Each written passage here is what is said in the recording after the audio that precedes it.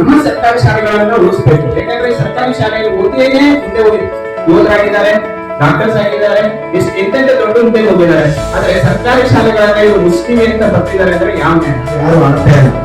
ನಮ್ಮ 100 ರೂಪಾಯಿಯನ್ನು ಸಿಎಂ ಆಗಿರ್ಬೋದು, MP ಆಗಿರ್ಬೋದು, MLA ಆಗಿರ್ಬೋದು, ನಮ್ಮ ಸಂಪತ್ತಿನಲ್ಲಿ ಅವರು ಸಂಪತ್ ಸದಸ್ಯರಿಗೆ ಹೋಗ್ಬೇಕು. ಅವರ ಸಂಪತ್ತಿನಲ್ಲಿ ನಾವು ಯಾರು 1 ರೂಪಾಯಿ ಸಂಪಾದನೆ ಮಾಡ್ತಾ ಇಲ್ಲ. ನಮ್ಮ ದುಡ್ಡನ್ನೇ ಅವರೇ ಹೋಗ್ಬೇಕು. ನಮ್ಮ ಶಿಕ್ಷಕರ ಟೀಚರ್ಸ್ ಜಾಬ್ ಆಲ್ರೆಡಿ ಯುವಕರೆಲ್ಲ ಕೂಡ ನೀವು ನೋಡಿರ್ತೀರಾ, ಎಷ್ಟೋ ವರ್ಷಗಟ್ಟಲೆ ಓದ್ತಾ ಇದ್ದಾರೆ ರಿಕ್ರೂಟ್ಮೆಂಟ್ ಆಗ್ಬೇಕು ಅಂತ ಗೌರ್ಮೆಂಟ್ ಅಲ್ಲಿ. ಈಗ ಮುಚ್ಚೋಗ್ಬಿಟ್ರೆ ರಿಕ್ರೂಟ್ಮೆಂಟ್ ಆಗುತ್ತಾ? ಕೆಲಸ ಮಾಡ್ತಾರೆ, ಮನೆಯನ್ನು ನೋಡ್ಕೊಳ್ತಾರೆ, ಅಕ್ಕಪಕ್ಕದ ಒಂದು ಕೆಲಸ ಮಾಡ್ತಾರೆ. ಈ ಕೆಲಸ ಮುಗಿಸ್ಕೊಂಡು ಮನೆಯನ್ನು ನೋಡ್ಕೊಂಡು ಮಕ್ಕಳನ್ನು ಸಾಕಿಸ್ತಾರೆ ಸರ್. ಅವ್ರಿಗೆ ಏನ್ ಧೈರ್ಯ? ಪಕ್ಕದಲ್ಲೇ ಸ್ಕೂಲ್ ಇದೆ, ನಮ್ಮ ಮಕ್ಕಳು ಇಲ್ಲಿದ್ದಾರೆ, ನಮ್ಮ ಟೀಚರ್ಸ್ ಇಲ್ಲಿದ್ದಾರೆ.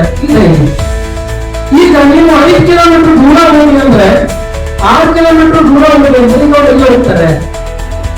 ಇದನ್ನ ನಾವು ಯೋಚನೆ ಮಾಡ್ಬೇಕಲ್ವಾ? ಸರ್ಕಾರಕ್ಕೆ ಇದು ಯೋಚನೆ ಗೊಳಿಸ್ತಾ ಇಲ್ವಾ? ಈ ತರ ದುಡಿಯುವ ವರ್ಗ ಅಂತಾರೆ, ಇವ್ರ ಪರವಾಗಿ ಬಲಿಯಾಗಿರ್ಬೇಕಾಗುತ್ತಾರೆ ರಾಜಕೀಯ ವ್ಯಕ್ತಿಗಳು. ಎಂತ ಜಿದ್ದಾಜಿದ್ದಿ ನಡೆಯುತ್ತೆ ಪಾಲಿಟಿಷಿಯನ್ಸ್. ನಾವು ಅಲ್ಲಿಂದ ಇಲ್ಲಿ ಪಾದಯಾತ್ರೆ ಮಾಡ್ತೀವಿ ಅಂತ ಹೋರಾಟ ಮಾಡ್ತಾರಲ್ವಾ? ಆದ್ರೆ ಇದು ಎಲ್ಲಾ ಜನಸಾಮಾನ್ಯರಿಗೂ ವಿರೋಧಿ ಅಲ್ವಾ?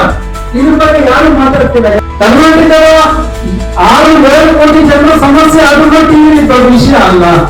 ಟಿವಿ ದೊಡ್ಡ ವಿಷಯ ಬೇರೆ ನಡೀತಾರೆ. ಆದ್ರೆ ನನ್ಗೆ ಬಹಳ ಸಂತೋಷ ಅನ್ಸೋದು, ಇವತ್ತು ಭಾನುವಾರ ಹಳ್ಳಿಗಳಿಂದ ದೂರದ ಊರುಗಳಿಂದ ನೀವೇ ಕೈಯಲ್ಲಿ ದುಡ್ಡಾಕ್ಬಿಟ್ಟು ಆಟೋದಲ್ಲಿ ನಾನು ನಡ್ಕೊಂಡು ಇಲ್ಲಿಗೆ ಬಂದಿದ್ದೀರಲ್ಲ, ಇದು ನಮ್ಗೆ ಒಂದು ಬಹಳ ಭರವಸೆ ಮೂಡಿಸ್ತಾ ಇದೆ.